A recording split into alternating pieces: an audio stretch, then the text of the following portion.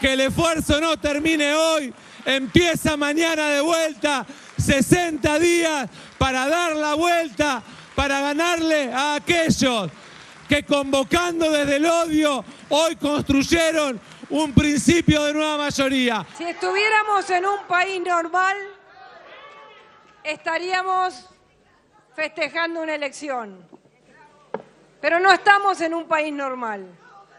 Estamos en esta Argentina. Los argentinos vivimos con angustia, con miedo. Hemos logrado construir esta alternativa competitiva que no solo dará fin al kirchnerismo, sino que además dará fin a la casta política parasitaria, chorra e inútil que hunde este país.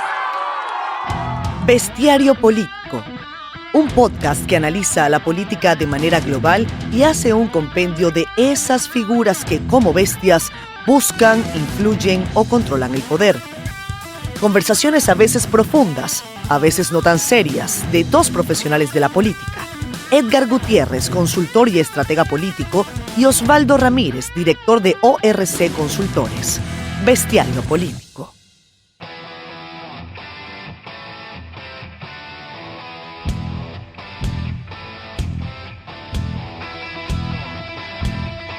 Bienvenidos al Bestiario Político 64. Y hoy Edgar Gutiérrez y su servidor Osvaldo Ramírez, 4 de septiembre, nos vamos a dar un gustazo de tener a un sensei de la política, sensei, un maestro, a un amigo argentino, que es Carlos Fara. Carlos Fara, para ponerlo en contexto, una persona que ha abierto caminos en materia de consultoría política, tiene más de 30 años y se ha especializado en opinión pública, campañas electorales y comunicación de gobierno. Llegó a ser presidente de la Asociación Latinoamericana de Consultores Políticos, ha sido miembro del board de la International Association of Political Consultants, es presidente de Carlos Fara y asociado, de Fara Beghetti, profesor universitario, maestro, amigo de la casa y simplemente yo creo que hincha del fútbol, tú no puedes dejar eso por fuera, o sea, y gran no puedes hablar de Carlos y no hablar del fútbol. Y gran cinéfilo. ¿Cómo estás, Carlos? Un placer saludarte y verte, por supuesto. Es un placer enorme para mí estar con ustedes en este rato. No, un honor, Carlos. A Carlos le decimos de cariño y por chocancia le decimos maestro. Yo sé que él detesta que le digan maestro, pero es un tipo una persona, un profesional, un colega con el que uno se sienta un rato y aprende mucho. Siempre me ha pasado eso. Yo espero que este programa sea como una proyección de eso, de que las personas que escuchan esto, que no son miles, Carlos, son entre 5 y 7 personas, incluyendo a nuestras familias, o sea, no nos escucha nadie, se iluminen pues un poco con no solo tu recorrido y tu conocimiento del territorio, del terreno, sino además de la capacidad analítica que tienes sobre una cosa que es súper complicada, siempre lo es. En Argentina dicen que nunca se sabe qué va a pasar, tú lo dices mucho, pero al final tú eres uno de los que más sabes qué es lo que puede pasar o qué es lo que está pasando. Entonces la idea aquí es, sin mayor preámbulo, te decía fuera del micrófono, es como construir que tú des una sesión magistral aquí, te vamos a hacer preguntas elementales, pero que te den a ti chance de profundizar en temas que quizás el común no conoce, aquel interesado en la política y en particular la Argentina no conoce, pero que además tú puedas, tener el espacio que a veces no hay en 5 o 7 minutos en CNN o en esas entrevistas que son muy apretadas, que aquí tengas el espacio de poder profundizar. Entonces, sin mayor preámbulo, yo te doy el agradecimiento de este espacio por aceptar la invitación. Y nada, entremos al país donde nunca se sabe lo que va a pasar, la Argentina. Sí, lo primero, gracias, de nuevo insisto. ¿Qué teníamos hace un par de años? Hace un par de años, ¿cuál era el ecosistema político? Porque es importante entender que hace unos 24 meses, que es generalmente cuando uno arranca a trabajar procesos de asesoría de campaña electoral, no se estaba viendo el movimiento que tenemos hoy día, un movimiento disruptivo, si se quiere, una Argentina que en la apariencia tiene una torta a tres, con unos porcentajes que obligan a ser muy, yo creo que muy, tratar de tener estrategias con mucha seguridad para tratar de no perder ese capital político. En apariencia, además, ese capital político, porque viene de unas primarias que partieron, al menos el caso de Juntos por el Cambio, partió el partido en dos grandes toletos. ¿De dónde venimos, Carlos? Bueno, mira, la primera cosa a decir es que hace 2 años atrás estábamos en una fotografía política más o menos clásica, que esto es un oficialismo y una oposición, 2 grandes coaliciones, estructuradas a partir de los 2 partidos históricos de Argentina, el radicalismo y el peronismo. Radicalismo históricamente es más expresión de las clases medias y el peronismo del sector popular. Y que eso, digamos, se produjo una alternancia en el 2019, teniendo en cuenta que el gobierno de Mauricio Macri terminó con una crisis económica, gana la principal oposición, hasta ahí, digamos, ninguna novedad. Ese oficialismo que está en la actualidad, que es el presidente Alberto Fernández, acompañado por Cristina Fernández de Kirchner, que es la vicepresidenta y que fue 2 veces presidenta. Y entonces este gobierno, Alberto Fernández, primero enfrenta la pandemia, con situación complicada como en casi todos lados de América Latina. Más allá de la pandemia, digamos, con todas las derivaciones económicas y sociales que tenían, Argentina enfrenta en el 2021 una elección legislativa de medio término, al estilo americano.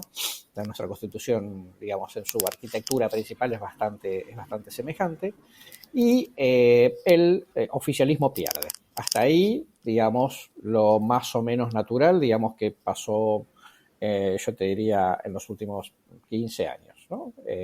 Con una oposición que había ganado la elección presidencial de 2015 y, como decía, digamos, había salido del poder 4 años después.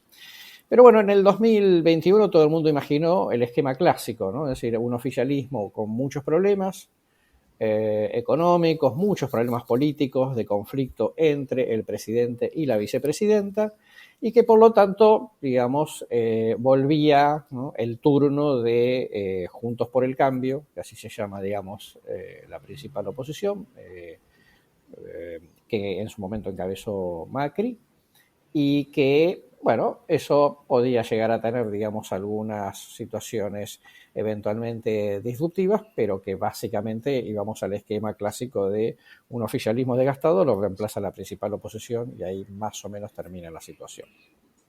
Pero bueno, en esas elecciones de medio término, en el 2021, se presentó en la ciudad de Buenos Aires. Argentina tiene 24 distritos, 23 provincias y el Distrito Federal, que es la ciudad de Buenos Aires. Se presentó y sacó un 17%, un señor que era totalmente un outsider de la política, Javier Milei, un economista de opiniones bastante extremas en materia económica, ¿no? Como que la lógica de que todo lo tiene que resolver la lógica de mercado, que el Estado no tiene mucho para hacer. Él se autodenomina un anarcocapitalista. Sus 2 principales propuestas son que la Argentina pase un esquema de dolarización, como existe en Ecuador, y que cerrar el Banco Central, cosa que es absolutamente disruptivo o novedoso.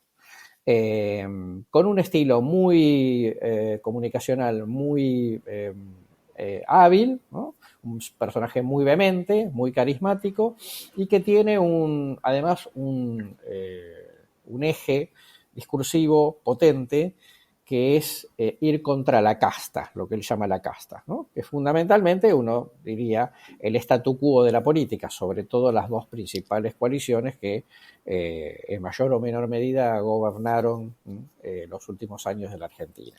En esta casta él, por supuesto, digamos, incluye otros estamentos del establishment, ¿no? Digamos, mediático, empresarial, sindical, etcétera.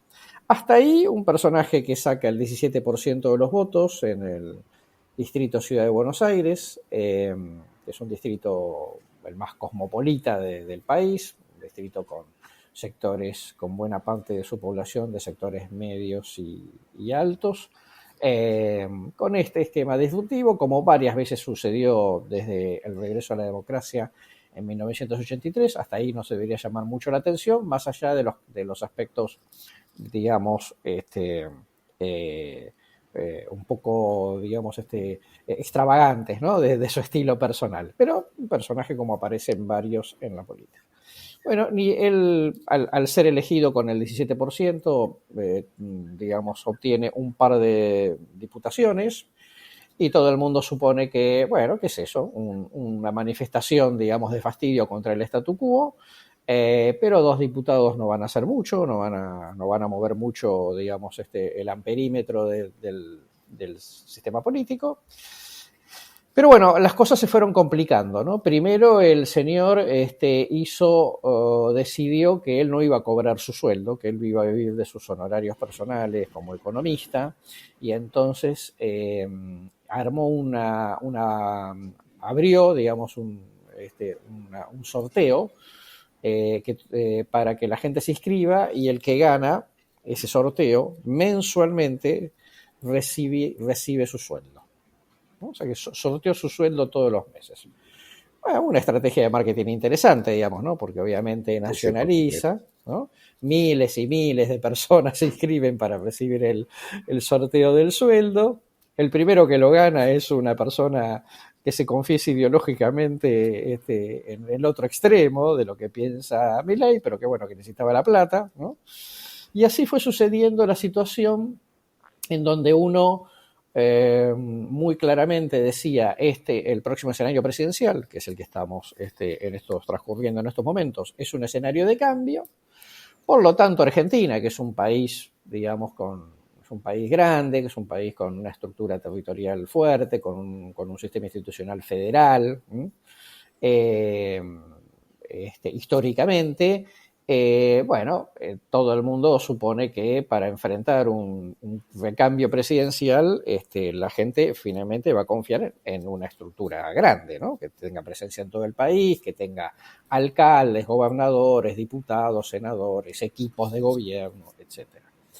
Bueno, pero aquí que, digamos, el personaje fue creciendo, y esto fue paralelo a 2 cuestiones. Primero, un gobierno de Alberto Fernández y Cristina Kirchner que se fue deteriorando por el tiempo, en parte por la situación económica, en parte por las fuertes peleas internas entre ellos dos, y por supuesto, digamos, todo eso genera el clima como para que, digamos, no haya mucha esperanza de continuidad, fuese quien fuese el candidato. Y una principal oposición, Juntos por el Cambio, que básicamente terminó confluyendo en 2 grandes candidatos, Patricia Bullrich, la presidenta del partido PRO, al cual pertenece Mauricio Macri, y Horacio Rodríguez Larreta, que es el alcalde de la Ciudad de Buenos Aires. Sí, para poner en contexto a quienes nos escuchan, se llega a las PASO, y en esas PASO, justo comenzando por los últimos, Patricia Bullrich saca un 17% de la votación, Horacio Rodríguez Larreta 11.3%, Sergio Massa 21.4%, y bueno, la gran sorpresa para quizás parte de la comunidad internacional y algunos desentendidos de la política, Javier Milei de La Libertad Avanza alcanza un 30.04% en esa votación de los pasos. Y a partir de aquí, Edgar, no sé si tienes alguna pregunta. Tengo como 18 preguntas, vamos a ver. De todo lo que lanzó Carlos, cada cosa que decía me generaba una pregunta, pero estos son los datos. Esto fue lo que ocurrió el 13 de agosto primera pregunta. ¿Tú te esperabas esa votación de Milei, Carlos? Te la voy a lanzar 2 o 3 grupos para que las agrupes, ¿no? Uh-huh. En tu recorrido, yo noté algunas... Yo estudié para este episodio, nos preparamos, Carlos. O sea, hicimos un análisis, mapitas, cosas, ¿no? Y a mí me impresiona cómo uno ve el mapa pintado de violeta, de morado, ¿no? Desde Salta hasta Tierra de Fuego, en aquellos distritos. ¿Y cómo le llaman ustedes? Ustedes le llaman a los municipios, le llaman de otro modo. Intendencias. Las intendencias. Cuando tú ves el mapa, digamos, no solamente por provincia, sino más abajo, ves todo pintado de Milei, lo que me parece impresionante, ¿no? A mí el resultado, yo la seguía por fuera, por las encuestas que se publican, no tenía mayor acceso a otra información.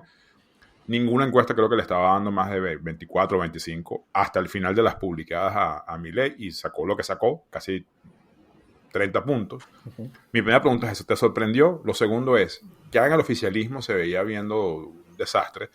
Venimos de un contexto global donde los gobiernos pierden elecciones. Esa ha sido la regla general en todas las elecciones que hemos visto desde el inicio de la pandemia, y Argentina, que es parte de ese ciclo, sacando a Macri, lo continúa, digamos, con una impopularidad de Alberto altísima. Tú nos dirás en cuánto estuvo y en cuánto está ahora, con una división política tremenda.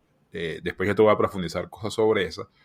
Pero finalmente hay en ese bloque político, vamos a llamarlo así, hay un liderazgo clave, que es el de Massa, que no tuvo mayor problema en la PASO, en la primaria simultánea abierta y obligatoria. Eso era lo más claro que podía pasar dentro de un escenario bien convulso. Pero la segunda pregunta es, ¿qué chance le estás viendo a Massa siendo un superministro con tal nivel de complejidad económica y de malos resultados? Y esta amenaza, vamos a ponerlo así entre comillas, de un Milei que promete acabar con la casta, acabar con todo. Película que ya hemos visto varias veces en la región y sabemos cómo va y cómo está terminando. No es buena. La tercera pregunta, que para mí es quizás donde tengo más dudas, es: Macri se retira temprano de la contienda, se excluye, él se autoexcluye. Eso fue el 26 de marzo. María Eugenia Vidal también, que era, como dicen los gringos, una rising star, y después de todo lo que pasó se autoexcluye, dice que no aspira el 4 de mayo, y todo esto termina entre Patricia Bullrich y Rodríguez Larreta. Ese resultado, tú no lo puedes desgranar un poco mejor. ¿Por qué ese breakdown? ¿Por qué pasó lo que pasó dentro de Juntos por el Cambio, antiguamente conocida como Cambiemos? Uh-huh. Te las divido así, entre básicamente los 3 bloques, para que tú las vayas decodificando, porque a mí me impresionó el resultado de Milei. No me queda claro qué tiene que hacer Massa siendo el líder claro dentro del oficialismo que aspira a la reelección, y no tengo claro lo que pasa dentro de Juntos por el Cambio. Dicen superficialmente algunos, con esto ya concluyo, que es Patricia Bullrich la que tiene el fiel de la balanza en esta elección, ¿no? Entre un extremo ideológico y el otro, si es que la expresión cabe. Yo quisiera luego dedicarle casi que un párrafo exclusivo a Milei, porque yo creo que hay que decodificarlo. Si es que tú lo has logrado hacer, yo no lo sé. Adelante. Bueno, primero, a ver, todos estábamos en una suerte de consenso de que Milei iba a ser un excelente tercero, ¿no? Iba a sacar entre 20 y 22 puntos, pero no que iba a sacar 30. No solamente que no iba a sacar 30, sino que encima iba a quedar primero, porque también podía sacar 30 y ser muy expectante, pero no ser el primero, ¿no? Por lo menos como fuerza política. Obviamente, Milei no tenía primaria, ¿no? Era un candidato único, con lo cual eso también ayudó, digamos, a que en la comparación, y lo contaba bien Osvaldo recién, en los 30 de Milei contra los 21 de Massa, que también tenían una primaria, y los 17 de Bullrich, entonces en términos individuales suena como mucho. Después, por fuerza política, digamos, tenemos, vamos a decir así, si fuera una encuesta, un triple empate, ¿no? Porque básicamente son 30, 28, 27 en número. La elección está a tercios. Claro, si nos fuésemos por esas 3 coaliciones, está a tercios. Eso por un lado. No era esperable, y el personaje había llegado a 20 largos en algún momento hacia fines de mayo, y después tuvo problemas, ¿no? Digo, tuvo primero las dificultades típicas de un outsider para armar listas, ¿no? y candidaturas en distintos lugares, eso de por sí, y también hubo un muy sonado caso que está en la justicia sobre supuesta venta de candidaturas, ¿no? Como diciendo, tú quieres ser candidato a alcalde, pues tienes que poner $20,000, ¿no? Bueno, de eso está ahí dando vuelta, digamos, después un poco se diluyó. Inclusive con alguna explicación por parte del propio equipo de Milei, que dice, bueno, no es que yo vendo mi candidatura, es que este no es un partido de ricos, con lo cual, si Edgar quiere ser candidato a alcalde, pues que se financie su campaña. Tiene que traer la pasta. Tienes que traerle dinero como cuando, digamos, corres en Fórmula 1, ¿no? Tienes que traer los patrocinantes para el lugar, si no, no corres, ¿no? Digamos, bueno, es una explicación. Entonces, sí, no se esperaba, porque Argentina en ese punto es, vamos a decir así, a diferencia de varios países de América Latina, es más cautelosa, conservadora en ese sentido de cautelosa, y digamos pro establishment político, ¿no? En el sentido de que es muy raro que un outsider pudiese venir de la noche a la mañana a tocar el timbre y llegar a esta situación, un poco al estilo Fujimori, ¿no? Por poner un ejemplo, Fujimori 90, ¿no? Ese 45 días nadie sabía quién era y el tío salió segundo y después se quedó con la presidencia. El chino en el tractor arrolló a Vargas Llosa. Exactamente. Bueno, eso en Argentina es impensable, ¿no? Digo, país de partidos. En Perú, digamos, como los partidos están votos hace mucho tiempo, entonces, por supuesto, todo el tiempo puede aparecer un outsider. Entonces sí, yo te diría, no solamente por el porcentaje, sino porque encima la segunda sorpresa, ¿no? Obviamente menos notable, es que Juntos por el Cambio no hizo una buena elección, sumado los votos de Patricia Bullrich con los de Rodríguez Larreta.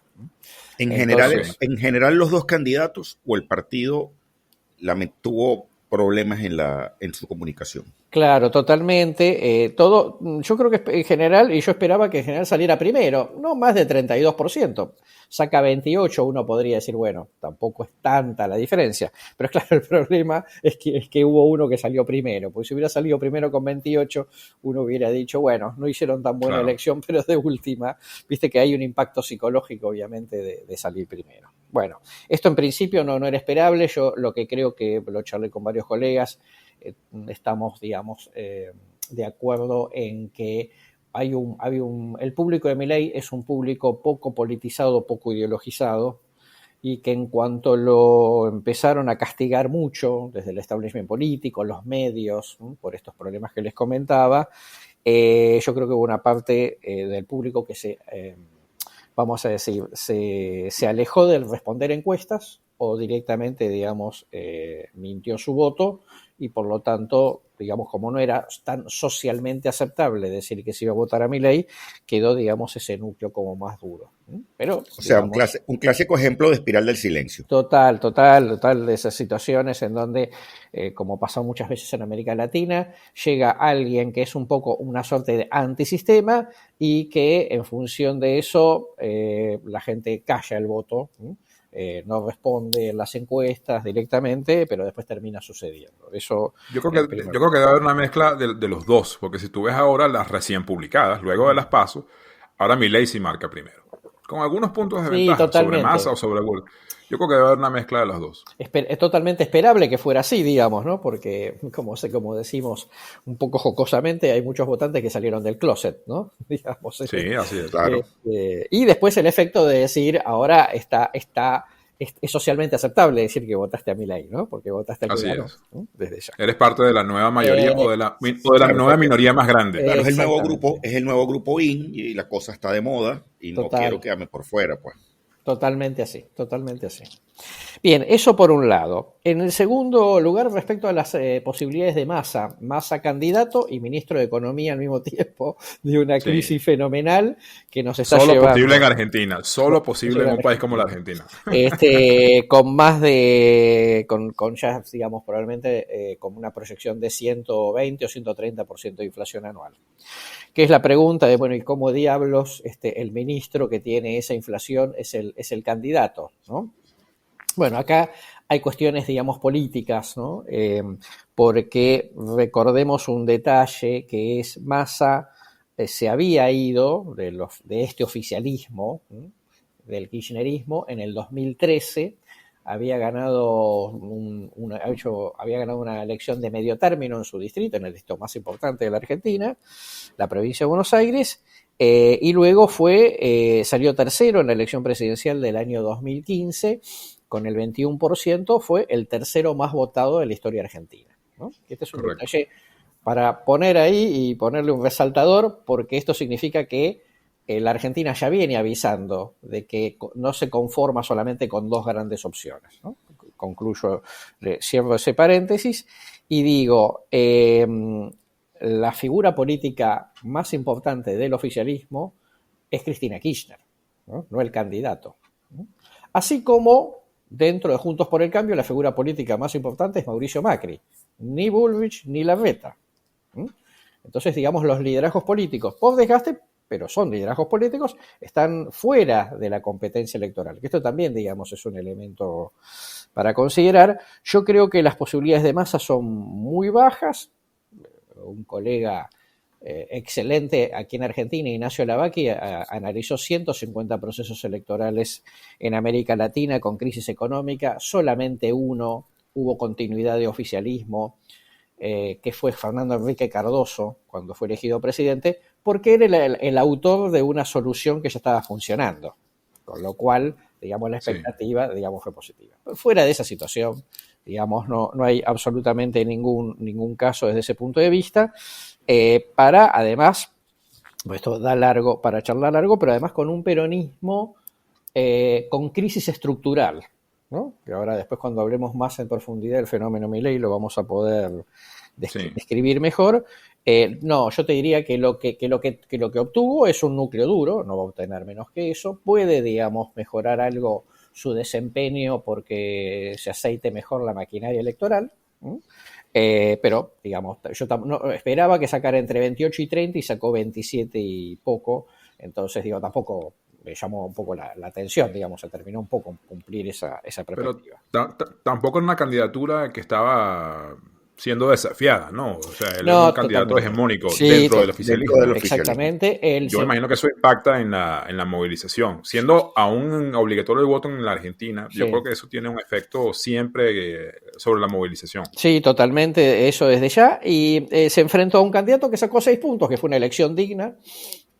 Juan Grabois, un personaje que viene, digamos, así como tratando de representar a lo que llaman la economía social, ¿no? Que sería las cooperativas, digo, todo fuera de todos los que están un poco como por fuera del sistema productivo formal, y que por supuesto, digamos, es el mejor representante del voto más ideológico, ¿no?, del kirchnerismo. Hizo una elección digna, digamos, y ahí juntaron los 27 puntos. Pero, digamos, Massa con mal pronóstico, eso desde ya, aun cuando eventualmente las carambolas de la vida lo lleven a competir en una segunda vuelta, digo, pero es una elección de cambio, no es una elección de continuidad, y entonces eso lo complica, ¿no? Veo que estás sentenciando a Massa. No, es que tiene pero es que hay pocas probabilidades, vamos a decir. ¿Cómo el sistema castiga electoralmente por un desempeño económico? Tú eres el superministro de Economía. Totalmente. El país está en una situación de estrés bien significativa. Hay malestar, hay un tema importante asociado al alto costo de la vida. ¿Quién paga los platos rotos? Porque no es suficiente. Pareciera no ser suficiente apostar por un candidato disruptivo. Yo también tengo que castigar la base electoral fuerte, tiene que castigar a quien consideran o que pueden ver como representante del gobierno de Alberto Fernández. Claro. Y pagan los platos rotos. Claro. ¿Tuviste, Carlos, algún indicio previo o posterior a las PASO, algún indicio de que el peronismo, algún porcentaje de la base peronista esté votando por Milei? ¿Tuviste algo de eso? Sí, mucho, te diría. Ese es el chiste. Es un hito histórico porque es la primera vez, el peronismo tiene, digamos, en 2 años más cumple 80 años, ¿no? Y todos son peronistas, como decía Juan. Y todos son peronistas, como decía el propio Perón. En 80 años, el peronismo tenía, yo diría, casi un monopolio, ¿no? Una gran hegemonía sobre el sector popular de la Argentina, tanto desde el punto de vista político como desde el punto de vista cultural, ¿no? Sí, así es. Una cosa más amplia, más compleja.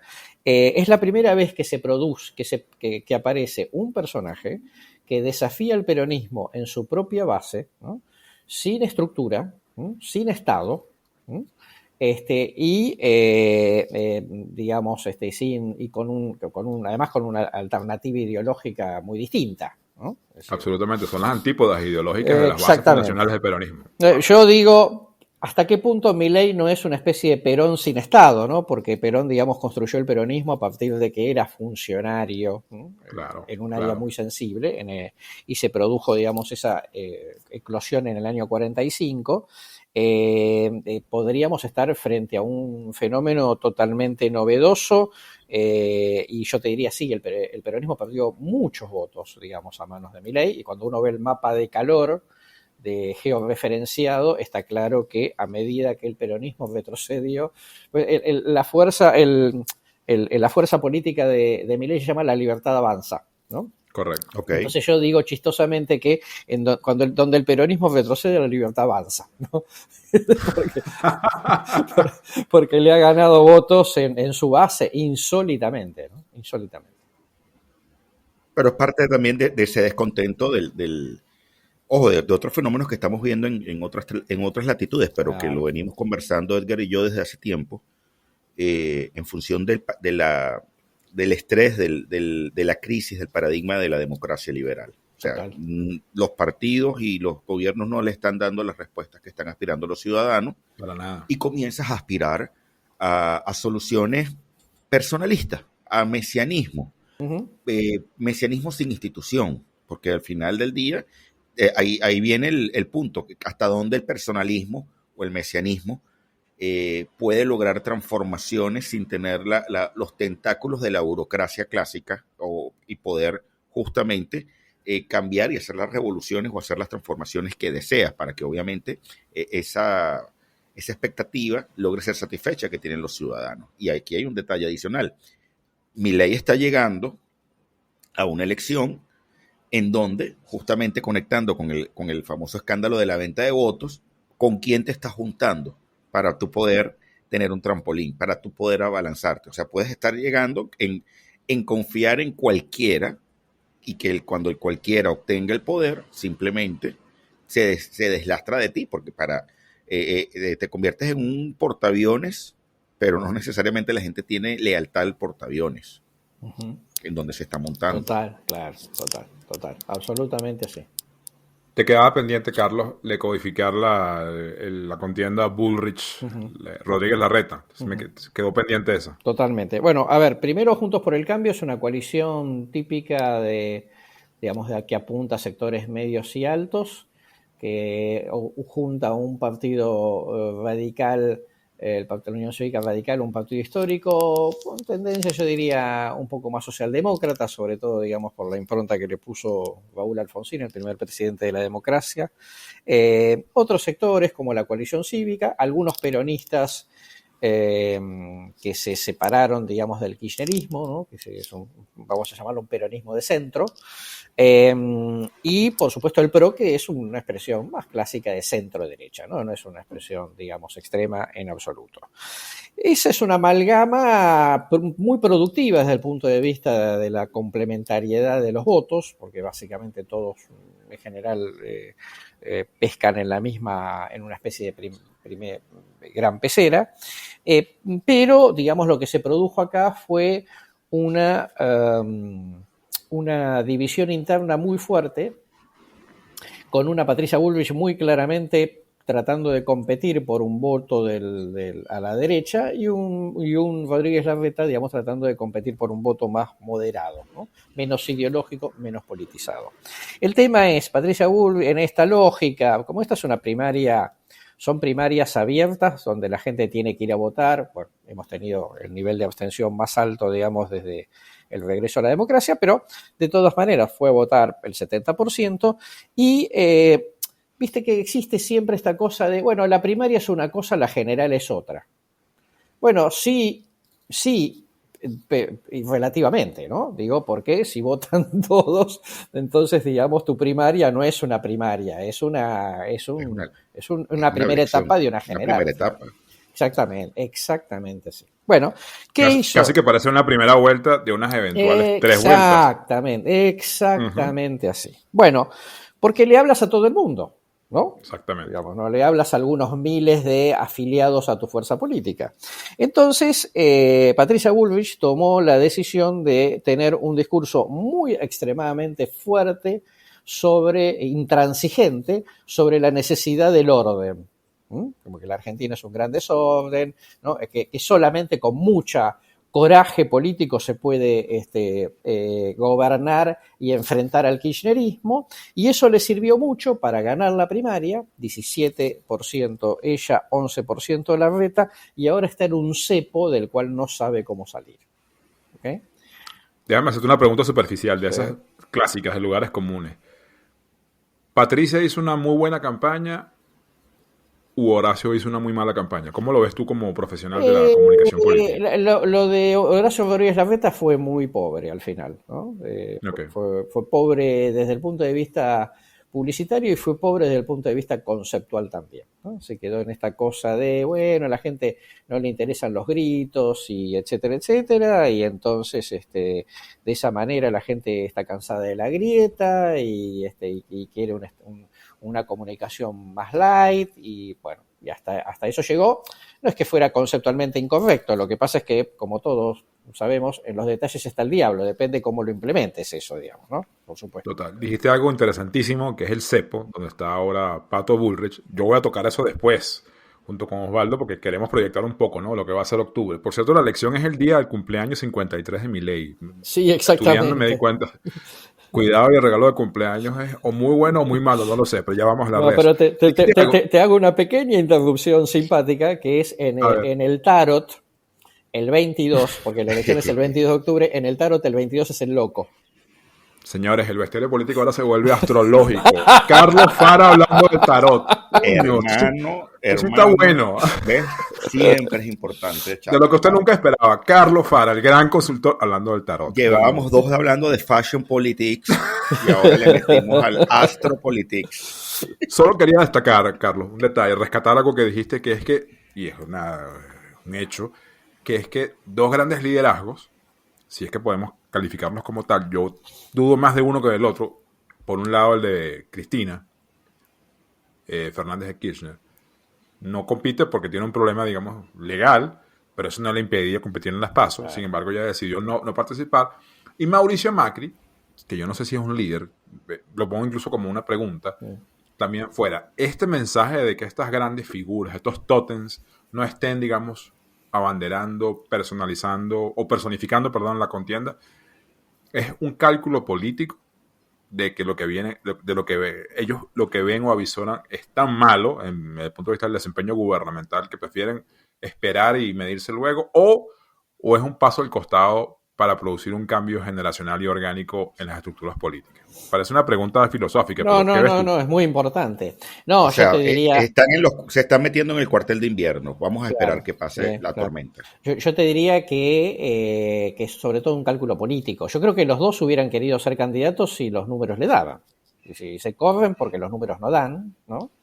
Y entonces, bueno, no tiene ningún sentido empecinarse en ser candidato de una cosa que en el caso particular de Cristina Kirchner, sin duda, porque le cabe, pese a ser vicepresidenta, digamos, le caben todas las críticas del oficialismo actual, porque obviamente hubiera llevado, digamos, a la derrota. ¿Y para qué va a llevar a la derrota una señora que fue la que más porcentaje de votos sacó desde el regreso a la democracia? En el 2011, con su reelección, sacó el 54%. Es decir, ¿para qué vas a perder el invicto? 2 elecciones presidenciales ganadas, una elección donde compites por la vicepresidencia y también la ganas, digamos, no tiene ningún sentido exponerse, digamos, a esta cuestión, ¿no? Y en el caso de Macri, yo creo que él sigue teniendo alguna... Bueno, en el caso de Cristina, digamos, además empieza a correr la edad, ¿no? acaba de Sí. cumplir 70 y ya no, digamos, ya no da para tanto, digamos, Pero ya eso no, ya acuérdate que ya eso no es un impedimento. Que tienes a Joe Mira Biden. No, yo lo sé, pero... La gerontocracia nos está dominando todavía. En No, mucha totalmente, parte de pero ese digo, tema. Biden no había sido presidente, ¿no? Y Cristina sí, y además, digamos, cualquier cosa, bueno, iba a ser un conglomerado complicado de conducir luego. Se corre de esta situación, bueno, pero también paga platos rotos. Y en el caso de Macri, sí, claramente, es claro, Cristina es mucho más líder del Frente de Todos que Macri dentro de Juntos por el Cambio, que es muchísimo más cuestionado, porque además Macri es la figura política principal, no el que mañana puede dar órdenes dentro de Juntos por el Cambio, ¿no? Y de Por hecho, eso cuestionaba la figura del liderazgo dentro sí, de ese bloque político. Totalmente, está muy bien. Yo creo que él, bueno, y acá viene un detalle importante, ¿no? Que esto es, él en el fondo, digamos que él patrocinó la candidatura de Patricia Bullrich, ¿no? Pero también es cierto, digamos, que tiene excelentes vínculos y de alguna manera está mandando soldados al ejército de Javier Milei. Bueno, Milei se comentó que lo propondría como canciller, si no me equivoco, algo así, ¿verdad? Como una especie de embajador, digamos, sin cartera, como para representar a la Argentina en distintos ámbitos, ¿no? ¿Y tú cómo ves eso? ¿Cómo lees eso? Ya me estoy metiendo en la campaña, pero ¿cómo tú lees ese movimiento táctico de Milei? Bueno, primero creo que es un astuto porque, como decimos aquí, le genera una discusión interna Juntos por el Cambio, ¿no? Como diciendo, bueno, pero entonces tú estás con Milei. No, es que él propuso, yo no acepté, pero él propuso, digamos, ¿no? Y estas cosas que ellos, digamos, como decimos habitualmente, es como echarle sal en una herida, ¿no? Pero Macri no es un tipo realmente popular hoy, es un tipo al que se le cuestiona mucho la herencia que deja, la herencia económica que deja. Totalmente. Por eso me pregunto si fue un buen movimiento por parte de Milei. Pero lo dejo hasta ahí. No, yo creo que fue fue astuto, ¿no? Para generarle un problema Juntos por el Cambio. Total, el votante de Milei no le simpatiza mucho Macri, pero tampoco le importa, digamos, ¿no? Ok. No sé, Osvaldo, déjame meterme en esta pregunta gruesa para poner a Carlos a proyectar. Rápidamente, habrá un nuevo presidente o presidenta en la Argentina el 10 de diciembre. Eso es lo que manda la Constitución. La campaña formal, legalmente hablando, inicia el 17 de septiembre. Va a haber 2 debates, el primero y el 8 de octubre, y la primera vuelta se celebra el 22 de octubre. Son elecciones generales, además, no es una elección solamente no es solo presidencial, sino que es una elección general donde eso también tiene un impacto en el ciclo electoral. Si te tocara analizar las candidaturas ahora individualmente, retos, desafíos, fortalezas, oportunidades, la de Milei, la de Pato Bullrich y la de Massa, ¿cómo las ves? Falta mucho. Sí. Yo te voy a comprometer aquí a que nos veamos después del 22 de octubre. Si tu extensísima agenda de entrevistas internacionales tú lo permites. Pero ¿cómo ves cada uno de estos personajes? Porque ya la elección es presidencial, son 3 candidatos, los otros, digamos, Chiaretti y ¿cómo se llama la otra niña? Miriam Bregman. Sí. Bregman. Están ahí, pero no tienen el peso específico. De esta triada de personajes, ¿qué proyectas? ¿Qué ves? Mira, yo que primero creo que el que tiene más posibilidades de volver a salir primero claramente es Milei, ¿no? Porque ha generado un efecto contagio, además, sobre gente que se quedó en la casa. Habitualmente, digamos, va a votar más gente en la elección general que en las primarias, ¿no? Y el público que se queda a casa es un público poco politizado, poco ideologizado, digamos, ¿no? Con lo cual, eso, digamos, me parece que consolida su 30% y que seguramente, digamos, va a sacar algunos puntos más. Eso por un lado. En el caso de Massa, digamos, me parece que es el que tiene el techo más bajo, precisamente por todo este contexto que estábamos describiendo desde el punto de vista económico, político, interno, y no tiene mucho, digamos, puede mejorar algo, sí, puede mejorar algo, pero no tiene, digamos, muchas posibilidades. Y después lo de Patricia Bullrich es el mayor interrogante, porque primero ella tiene que consolidar el núcleo de esos 28 puntos, ¿no? De los cuales ella sacó 17 y los 11 de Larreta, que es un electorado muy moderado.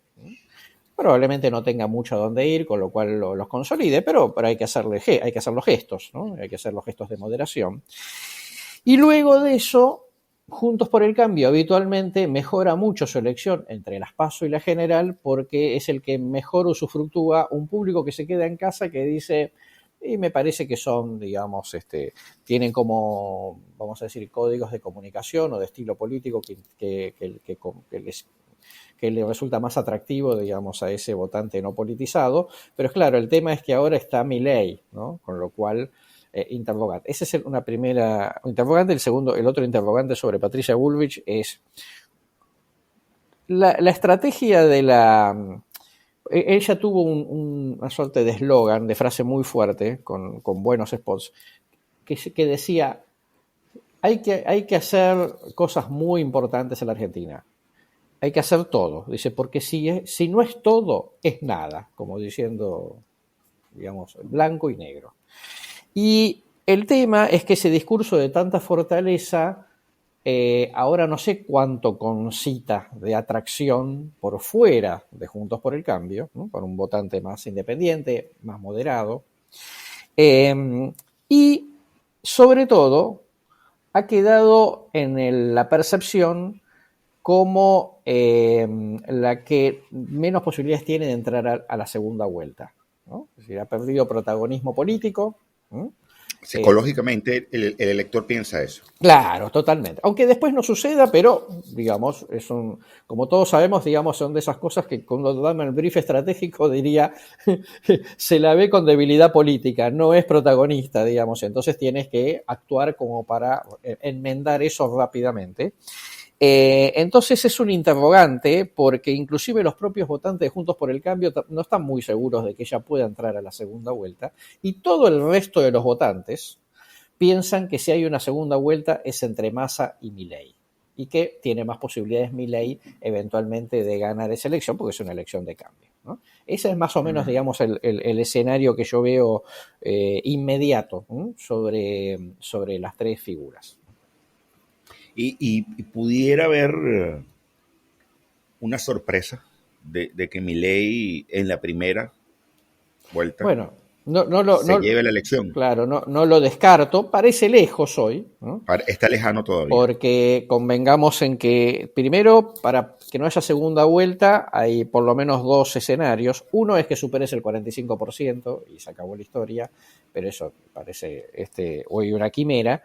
Y si no, el otro escenario, que es el que todo el mundo está considerando, es que alguien saque más del 40% y que además de ese más de 40% le saque por lo menos 10 puntos de diferencia al segundo, ¿no? Al segundo. Hoy parece medio raro que alguien trepe del 30 al 40, en el caso de Milei. Bueno, nosotros dos ni hablar. Pero tampoco, digamos, queda claro que le va a sacar 10 puntos a un segundo, ¿no? A menos que fagocite al electorado de Bullrich. Sí, o produzca una revolución en el que no fue a votar y entonces hay una especie de alud y entonces se termina la elección el 22 de octubre. No lo descarto. Estás viendo eso poco probable, según entendí. Sí, poco probable. Poco probable, le quedan 7 semanas, que es una eternidad en la Argentina. Por eso te pregunto, porque acuérdate que ahora la cosa va mucho más rápida. Carlos, una pregunta. Aquí hay una sección no formal que le llamamos mójate, ¿no? Si te tocase mojar en este momento, hay que hacer una sección a esto, ¿vale? Que diga mójate, la hora de mojarse. Solo la activamos cuando hay elecciones. Exactamente, que es casi todos los episodios. hay elecciones un día sí y el otro también. Faltan 7 semanas, faltan debates. Se me olvidó preguntarte por la importancia de los debates y cómo ves el voto, este voto facultativo joven de 16, 17 años, ¿cómo lo ves? Pero, ¿cuál es el balotaje más probable que ves tú? O sea, ¿a quién ves calificando al balotaje de noviembre? Esa es la pregunta. Y yo no me quiero ir. Ese es el mójate. Ese es el mójate. Pero la otra, ya tenemos un rato hablando ya, pero es que yo quisiera una profundización, una decodificación de Milei. O sea, Milei, algunos lo llaman de extrema derecha, libertario, anarcoliberal, en fin, las etiquetas, ¿no? Él habla del famoso 540, no sé si tú te atreves a explicarlo, él todavía no lo ha explicado del todo, ni bien, pero es populista, es una suma de muchas cosas que como tú mismo nos dijiste, nos revelaste, está comiendo en las propias bases del peronismo, Ujú. uno de los movimientos históricos clásicos de América Latina y del mundo. Claro, totalmente. Entonces te dejo esa fácil y esa difícil. La difícil Fácil es el mojarte, mójate. la fácil es mía. La fácil Es la- Empiezo por la difícil. No, yo creo. Por la que tú quieras. Ok. Mira, primero, yo creo que hoy me parece que lo más probable es que haya balotage, ¿no? Porque, digamos, me parece que las reglas institucionales, digamos, son complejas. Sí creo, digamos, que en ese balotage seguro está Milei, ¿no? Yo personalmente tengo como la impresión, porque la situación económica es muy mala y va a ser muy mala de acá hasta el 22 de octubre, ¿no? Tengo una impresión de que puede efectivamente entrar a balotage Bullrich, ¿no? Porque es cambio, porque tiene, digamos, siempre tuvo, digamos, ya te digo, una posibilidad Juntos por el Cambio de hacer una captación de voto que no fue a votar en la general, que me parece que no fue a votar en las primarias y que sí va a votar en la general, que me parece que eso le puede dar, digamos, algún hándicap, ¿no? Es decir, Entonces agrego algo de contrabando. ¿Ves seguro a Milei en el balotaje? Uh-huh. Lo estoy viendo como Sí, el eje. sí. ¿Se mide o contra Patricia o contra Sergio? ¿Cómo ves esa? Falta mucho, pero ¿cómo ves esas dos eventuales contiendas? Si fuera por dinámica política hoy, pareciera, digamos, que Massa tiene alguna posibilidad de entrar al balotaje. Pero la verdad es que tiene más potencial de captar más voto independiente, no politizado, que se haya quedado en la casa Patricia Bullrich, ¿okay?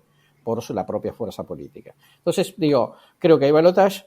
Seguro, digamos, muy seguro que entre Milei, y que el contendiente yo le veo más potencialidad a Bullrich que a Massa. Pero en ese escenario ficticio, aún no demostrado, porque no ha ocurrido, ¿cómo ves un Milei-Massa y otro balotaje Milei-Bullrich? ¿Cómo lo ves? En el caso Milei-Massa, no me caben dudas de que gana Milei, porque es una elección de cambio. La mayor parte del electorado de Bullrich, de Juntos por el Cambio, digamos, es un electorado anti-kirchnerista, con lo cual, digamos, sería, digamos, de muy baja probabilidad, digamos, que ese voto vaya con Massa, ¿no? Eso por un lado. En el caso Milei, Bullrich, ahí ya pongo un interrogante, porque va a depender mucho de que Bullrich plebiscite a Milei como el loco, ¿no?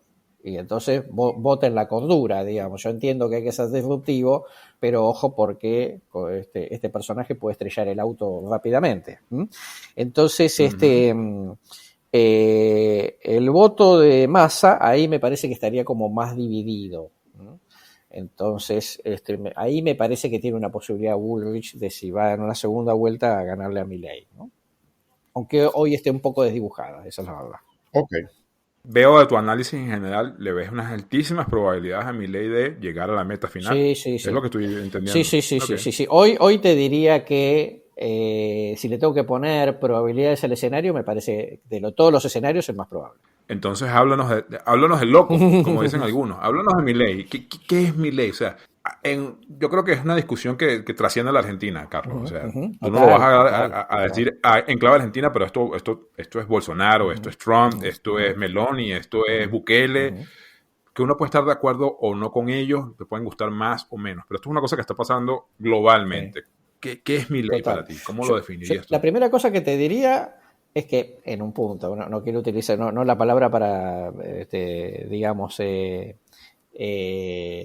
hacerlo peyorativamente, para nada, pero digamos, como fenómeno sociológico es más agudo, ¿no?, que Trump, porque Trump al final tenía que abrazar al Partido Republicano para que sirva de lanzamiento. Bolsonaro llevaba 20 años de diputado, no era un outsider, digamos, sino que fue lo nuevo dentro de lo existente. Bukele ya había estado, digamos, ya había sido, estaba dentro del sistema, no era novedoso. Este es un personaje que un día tocó timbre, vio luz y subió, ¿no?, como decimos habitualmente, ¿no? Entonces, digo, esto es particularmente novedoso. En grado extremo, eso por un lado.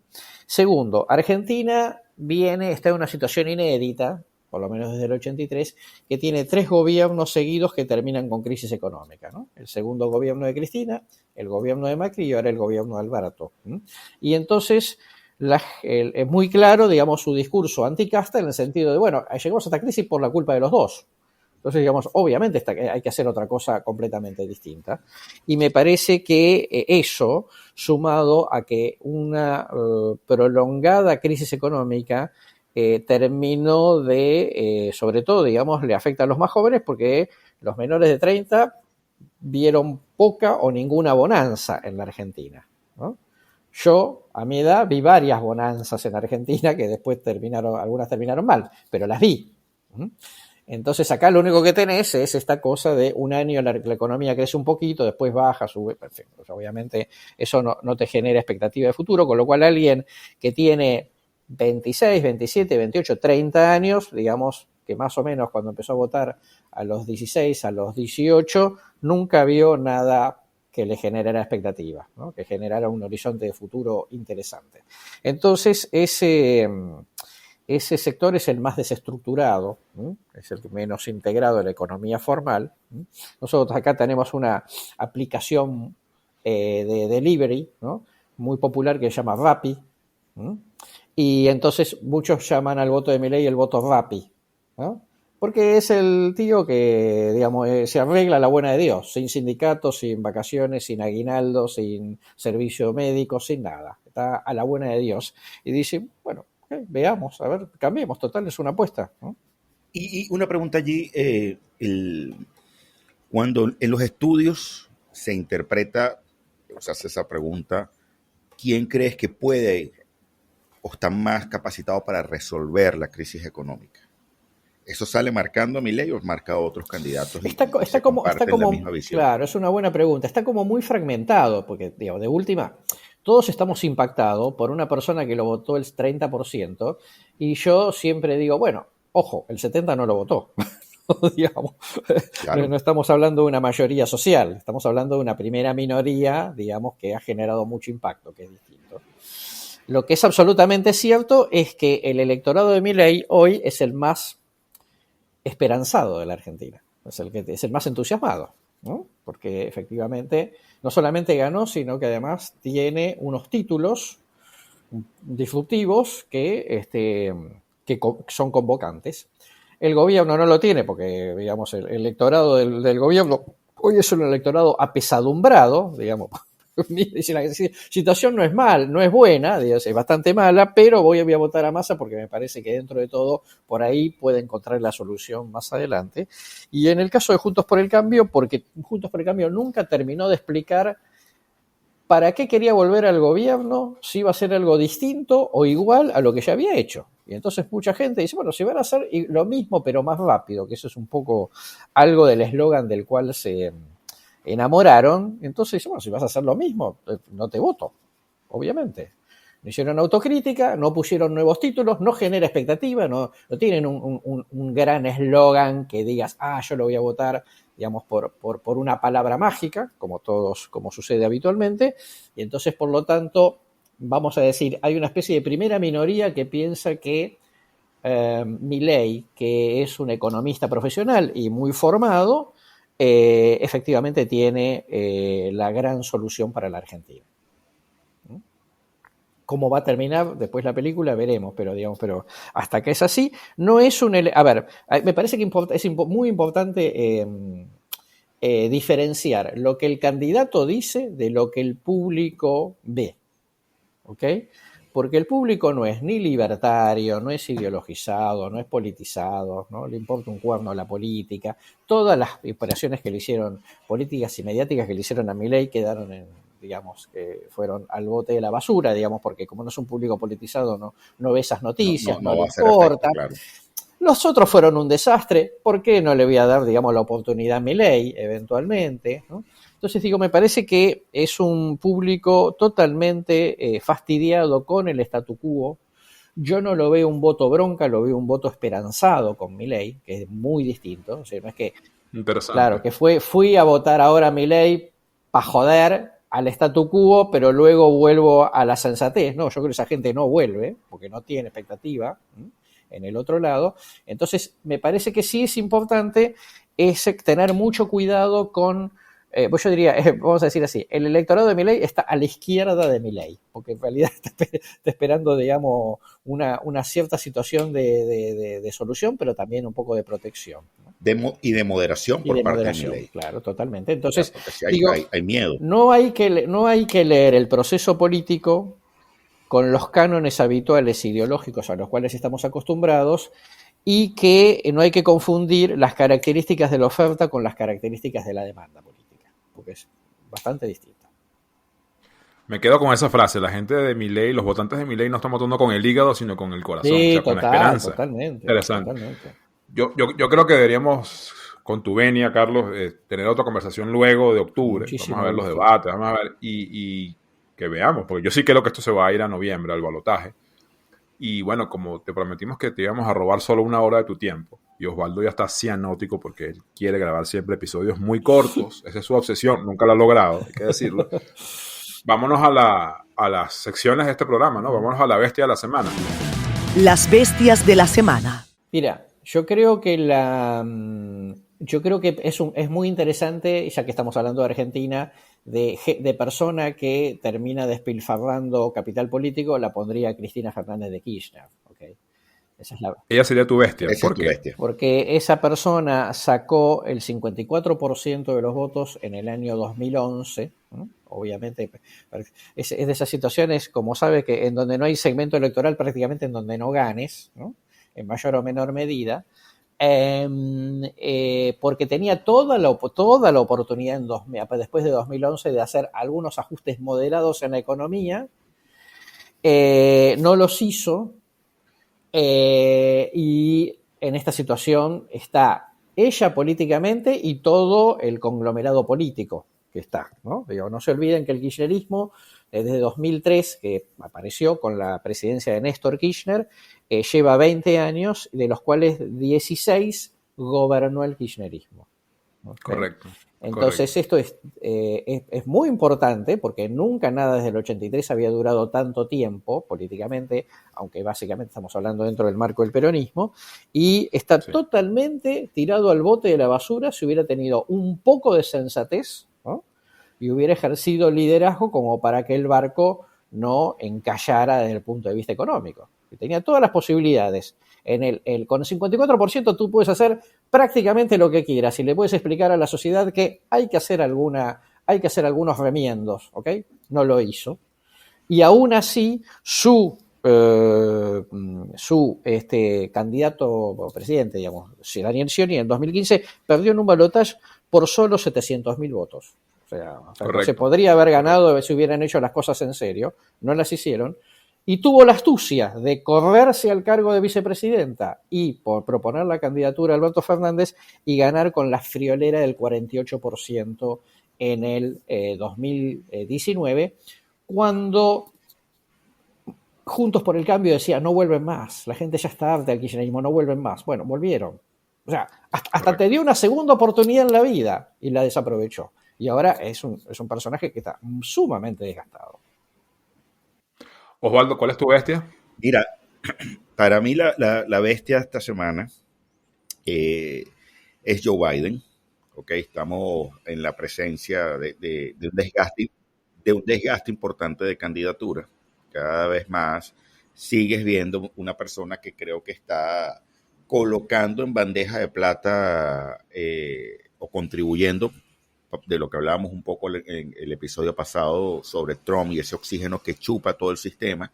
Creo que las acciones, la edad, el desempeño no está permitiendo eventualmente que el Partido Demócrata pueda contrarrestar eso. Para mí es la bestia de esta semana. Para ti, Edgar. Mi bestia de la semana, la obvia, es Milei. Tenemos 1 hora hablando de él, por razones más que claras. Debería ser él, pero yo voy a escoger a Alberto Fernández. Porque en este mundo del cálculo político, él ha sido uno de los pocos presidentes en ejercicio con posibilidad de reelegirse que decidió no hacerlo. Eso no es común.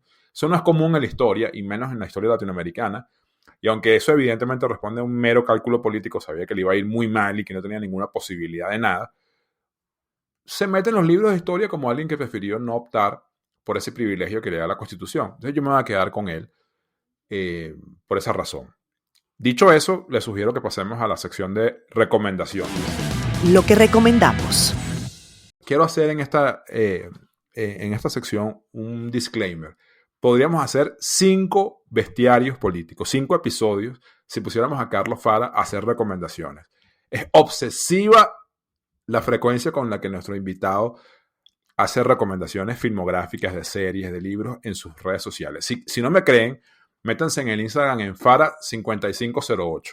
Y todos los días del mundo usted va a ver una serie, una película alemana, portuguesa, eslovaca, china, japonesa. Yo no sé cómo haces tú, Carlos, para ver. Yo no sé en qué tiempo trabajas tú, no sé cómo haces tú, pero de verdad que tú eres una fuente inagotable de sugerencias. Entonces, nada, haz las que quieras, pero tú sabrás qué tiempo nos vas a tener aquí sometidos con tus recomendaciones.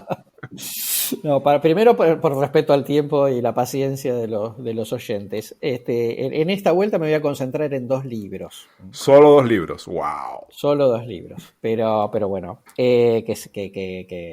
porque digo, yo leo, pero Edgar me supera ampliamente. Yo creo que Pero tú lo que haces es ver series y streaming. Yo no sé cómo haces tú para leer, Carlos.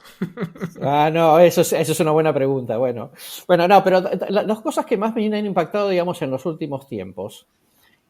Uno es el libro Un tal González, de Sergio del Molino, ¿no?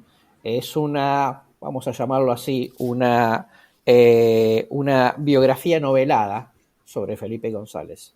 Me parece absolutamente excelente como libro. El personaje es absolutamente maravilloso. Te voy a dar otro comodín, porque ya ese libro lo recomendó un invitado acá, David Hijón. Ah, bueno. Pero te voy a dar, o no sé si quieres quedarte con la otra y nada más. No, bueno, vamos por otro que seguramente entonces también, digamos, alguien lo comentó, que es el libro Liderazgo de Kissinger. ¿Okay? Extraordinario, muy, muy interesante, con esa mirada muy, muy agudo del académico que pasó al mundo de la función pública y que finalmente, digamos, transitó por el rol del consultor, por lo cual, digamos, es maravilloso, digamos, ¿no? Porque lo interesante, además, digamos, de cómo relata, ¿no? Y todos los recuerdos que nos trae sobre distintos momentos de la historia, sobre 6 personajes que no todos, digamos, están tan frescos en la memoria de la gente, ¿no? Obviamente lo toma Nixon porque es su gran referencia política, pero él de Nixon, digamos, de alguna manera, en distintos libros ya habló. De Gaulle, pero la historia de Gaulle es bastante más conocida, digamos, en el mundo occidental. De Margaret Thatcher, que es bastante más reciente, ¿no? Además. Del líder de Lee de Singapur, que es una situación más extraña para nuestra cultura occidental, y entonces, digamos, hay unos cuantos detalles ahí bien interesantes, pero a mí el que siempre me apasionó y que está muy bien tratado es el análisis de la estrategia política de Konrad Adenauer, ¿ok? Porque al final uno dice, ¿cómo diablos se hace?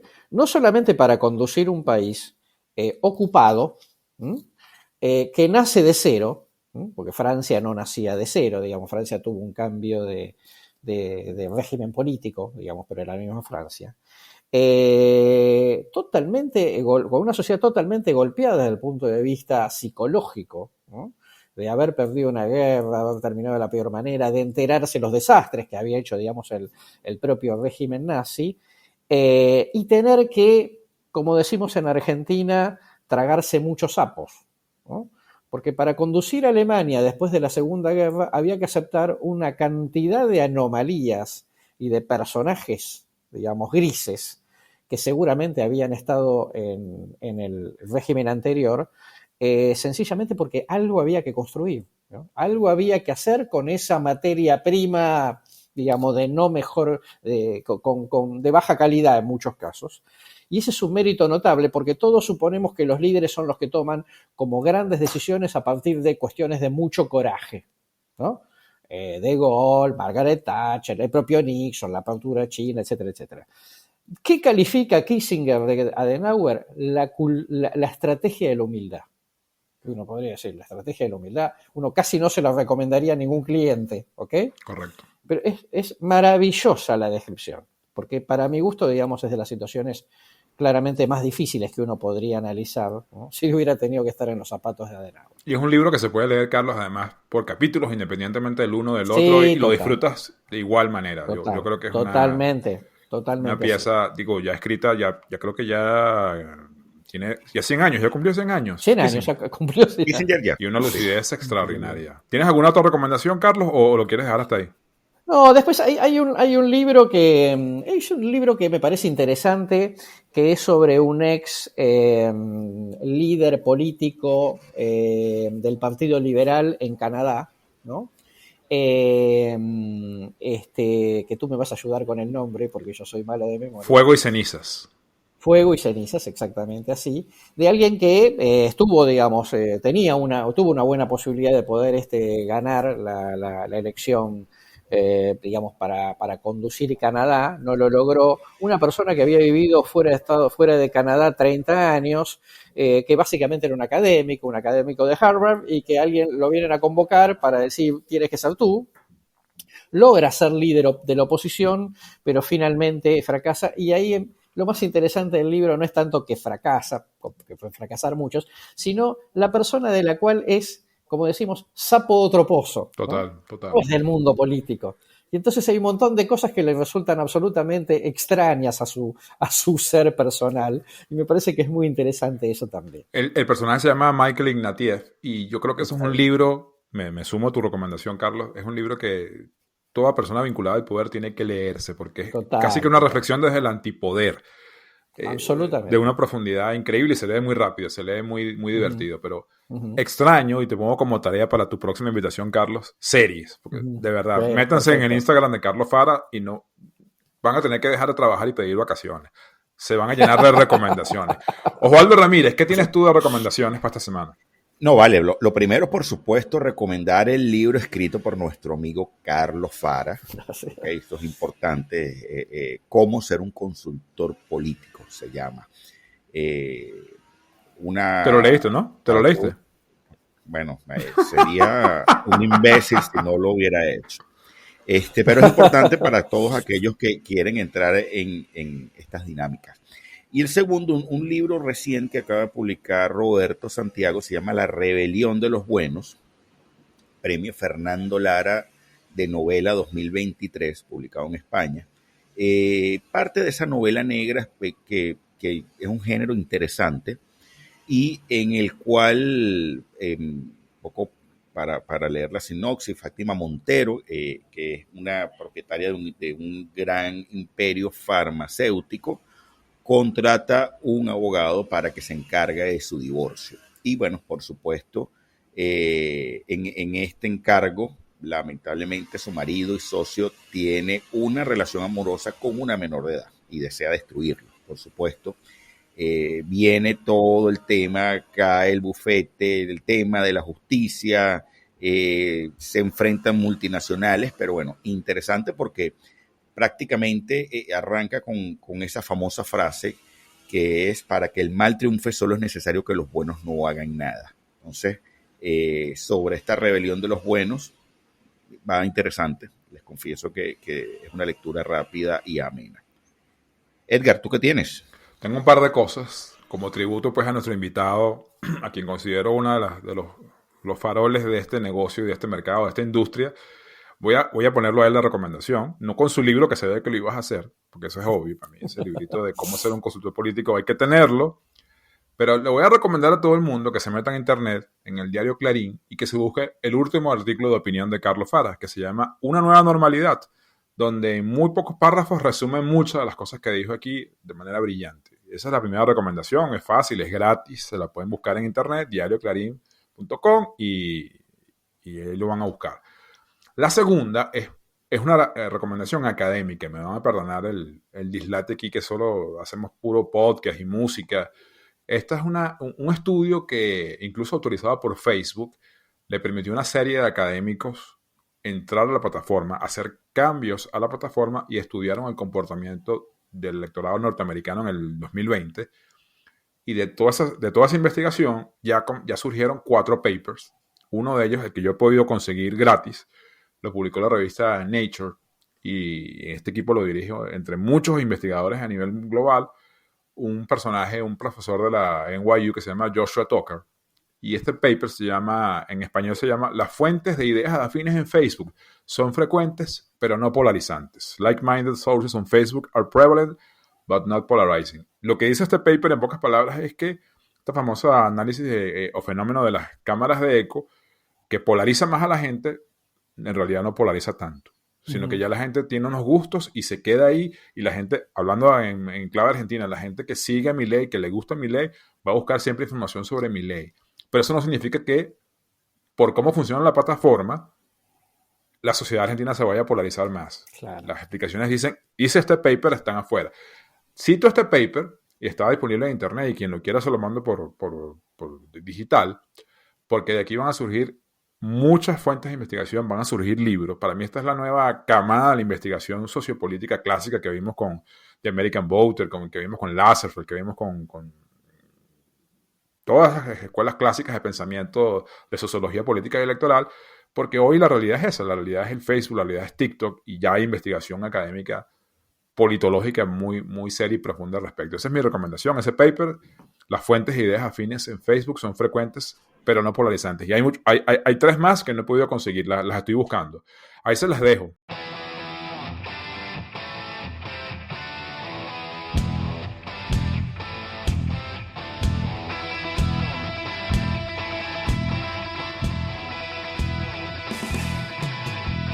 Señores, señor Carlos Fara. Carlos, muchas gracias, hermano, por haber aceptado nuestra invitación a tu bestiario político, tu casa.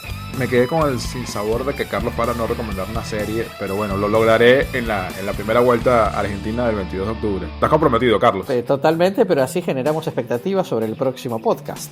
Trucos baratos del marketing político. Forma parte de nuestro negocio. Tú te sabes unos cuantos, así que ¿qué te puedo decir? Gracias, Carlos. Un abrazo para todos y nada. Bueno, señores, los queremos. Un abrazo. Igualmente para mí. Bestiario Político, un podcast que analiza la política de manera global y hace un compendio de esas figuras que, como bestias, buscan, influyen o controlan el poder. Conversaciones a veces profundas, a veces no tan serias, de 2 profesionales de la política.